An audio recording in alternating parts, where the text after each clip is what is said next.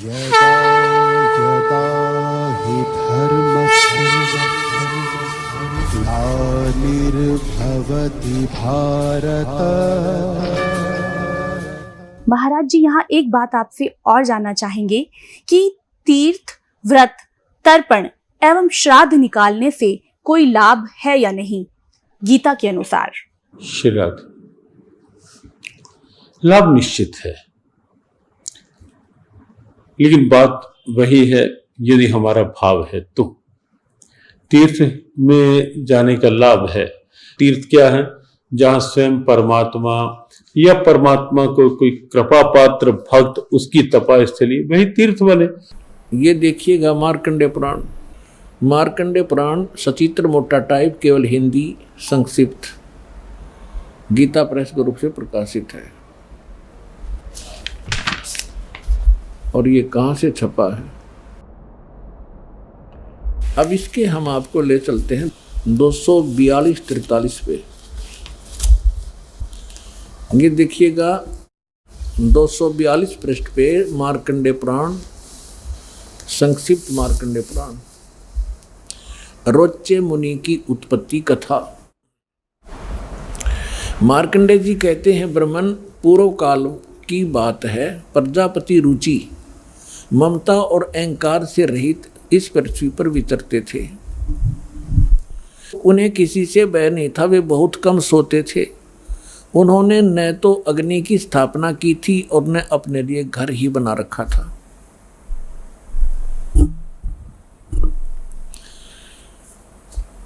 वे एक बार भोजन करते और बिना आश्रम के ही रहते थे। उन्हें सब प्रकार की आसक्तियों से रहित एवं मुनिवर्ती में रहते देख उनके पितरों ने उनसे कहा। पितर बोले, बेटा ये देखो, ये भूत दिख गए इसने, ये देखो ये भूत दिखाई देंगे चारों। ये पिताजी, दादाजी और फिर दादा का पिताजी, दादा का परदादा जी, ये चारों भूत बन रहे ऋषि जी। अब ये क्या इंस्ट्रक्शन दे रहे हैं देखिएगा। पितर बोले, बेटा विवाह स्वर्ग और अपवर्ग का हेतु होने के कारण एक पुण्य में कार्य है, उसे तुमने क्यों नहीं किया? गृहस्थ पुरुष समस्त देवताओं, पितरों, ऋषियों और अतिथियों की पूजा करके पुण्य में लोकों को प्राप्त करता है। वह स्वाहा के उच्चारण से देवताओं को, श्रद्धा के शब्द से पितरों को तथा अन्नदान, बलि वैश्वदेव आदि से भूत आदि प्राणियों एवं अतिथियों को उनका भाग समर्पित करता है। बेटा हम ऐसा मानते हैं कि गृहस्थ आश्रम को स्वीकार न करने पर तुम्हें इस जीवन में क्लेश पर क्लेश उठाना पड़ेगा और मृत्यु के बाद और दूसरे जन्म में भी क्लेश ही भोगने पड़ेंगे। अब रुचि ऋषि कहता, पितृगण परिग्रह मात्र ही अत्यंत दुख एवं पाप का कारण होता है और तथा उससे मनुष्य की अधोगति होती है। यही सोचकर मैंने पहले स्त्री संग्रह नहीं किया। अब हम ज्यादा ना पढ़कर आपको अपने काम की बात पढ़ावांगे।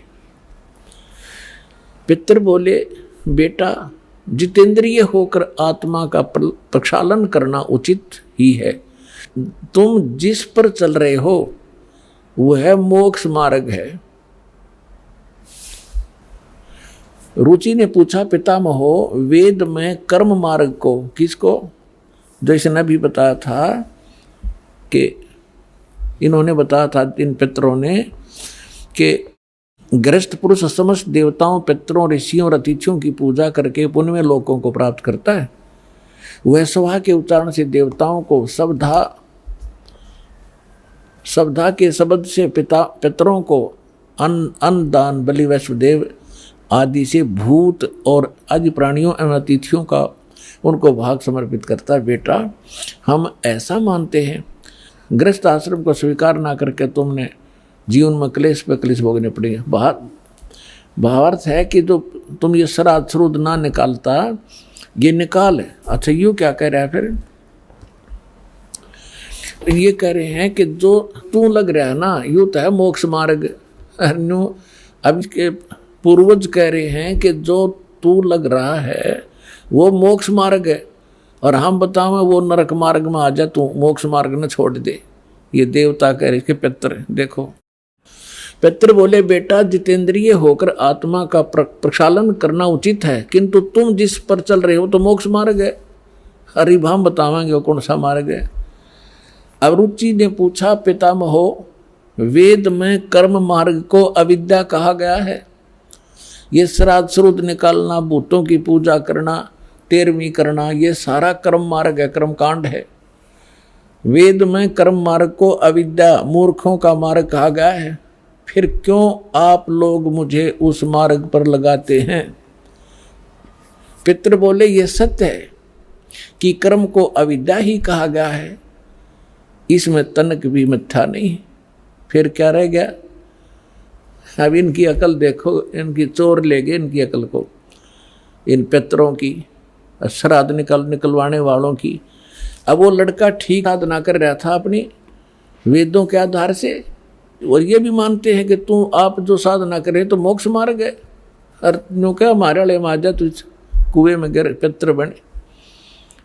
और ये कह रहा है कि रुचि कह रहा है कि ये तो दो वेद में इसको मूर्खों की पूजा बताया है, अविद्या क्या है, और खुद भी मानते हैं हाँ ये बात तो सही है, इसमें कोई मिथ्या नहीं। फिर टट्टू रह गया, थोड़ा शर रह गया। क्या रह गया? जब वेद में रिजेक्ट कर दिया कि साधना नहीं करनी चाहिए, पितर पूजा, भूत पूजा। अब कहने का भाव ये है कि इन्होंने इस रुचि को डरा धमका के, अटबट सुना के, अब जिसके पहले वाले चार दादे परदादे पिताजी दिखाई दे जा, ये तो खैर बुद्धिमान व्यक्ति था, थोड़ा बहुत इसने तो अपना तर्क दे भी दिया। और आपको कोई चार दादे दिख जाए तो जब समर्पण कर दो, बोलो जी के को हो वही कर दूंगा। तो हमने इन दादों के चक्कर में ही पाना नहीं। कई भक्त कहते हैं कि भाई जैसे अपने पूर्वज दिखाई दे जा, पिताजी दिखाई दे जा, और वो कहे कि मेरे श्राद्ध निकलवा दो, तो कैसे मना किया जा सकता है? पुण्यात्माओं, तर्क के साथ विवेक से चलना पड़ेगा हमने। वो तो कुएं में गिर गए, अरे वो कह काजा बेटा तू भी गिर जा इस कुएं में, बुद्धिमान तो पड़ा नहीं। बुद्धिमान का कर्तव्य बनता है कुएं में गिरे हुए व्यक्ति को भी निकालने की चेष्टा करे, कोई ऐसा साधन खोजे, उसमें रस्सा फांस दे। तब उसने कहा आप भी पकड़ दो और बाहर आ जाओ, आपकी भी जान बचाए, मुझे क्यों मरवा रहे हो पिताजी? तो बुद्धिमत्ता इसमें होती है। अब कुएं में गिरे हुए व्यक्ति को निकालना चाहिए, ना कि भावुकता में छलांग लगा दे, दोनों मर गए फिरता है। तो इन गलत साधना करके जो भूत योनि, पितृ योनि प्राप्त कर चुके हैं, उस साधना को हम नहीं करेंगे, नहीं तो हम भी उस कुएं में गिर जाएंगे। अपने आत्मा श्रीमद् भगवत गीता में क्या बताया है?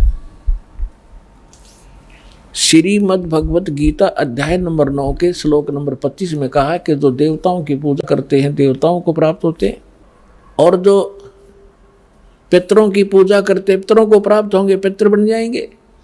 और भूतों की पूजा करने वाले भूतों को प्राप्त होंगे, वह भूतों वाले ग्रुप में चले जाएंगे, भूत बन के।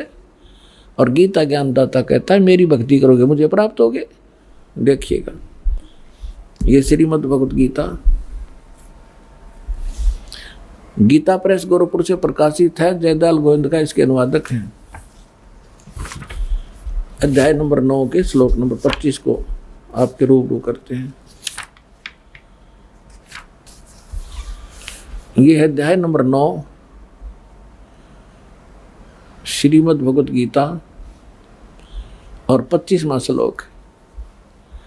देवताओं को पूजने वाले देवताओं को प्राप्त होते हैं, पितरों के पूजने वाले पितरों को प्राप्त होते हैं, पितरों को प्राप्त होंगे, पितर बन के जाएंगे वे।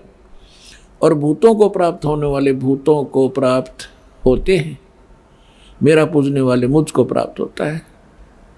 अब वो इस पवित्र श्रीमद् भगवत गीता ने भी स्पष्ट कर दिया, भूत पूजोगे तो भूत बनोगे, पितर पूजोगे पितर बन जाओगे, और देवताओं की पूजा करोगे देवताओं के लोक में जाकर उनके अनुचर बनोगे। और गीता ज्ञानदाता कहता मेरी पूजा करोगे मुझे प्राप्त होगे। अंडरस्टूड है।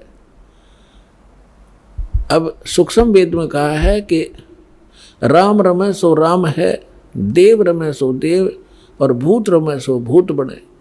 समझ देख सुर भेव।